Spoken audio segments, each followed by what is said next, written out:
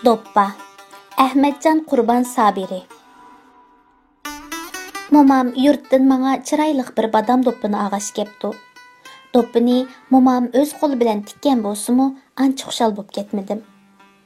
Kela qo'zam, ma'u doppini kiyib baqa, men buni sen uchun o'zim tikdim. Momam suyungan holda doppini akilib beshimga kiydirib qo'ydi. Pah, hajab yarashdi sana. Aynakka qarab baqa qo'zam. Pah, Allomat yigit bo'lib ketibsan-ku. Apam bilan dadammu doppining yarashqanligi haqida xeli uzungacha so'zlab ketishdi.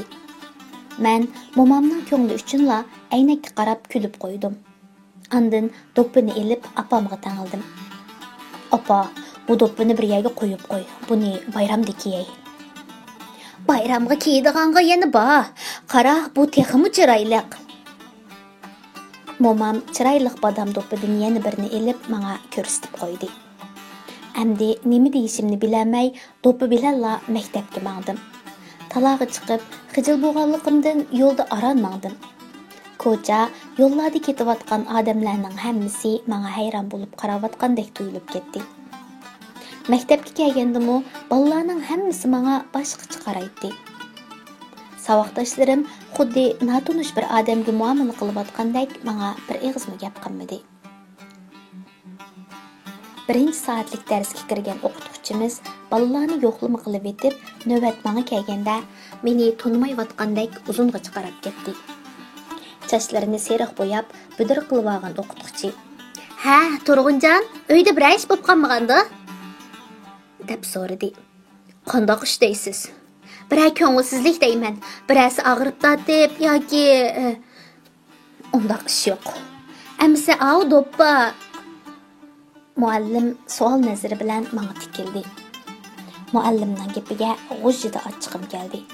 Boyaga xuduksirashlarim nalagidir g'oyib bo'ldi-da. Bu doppini momam o'z qo'li bilan tikib akapti ekan. Shuni kiyib oldim, dedim yurakli holda.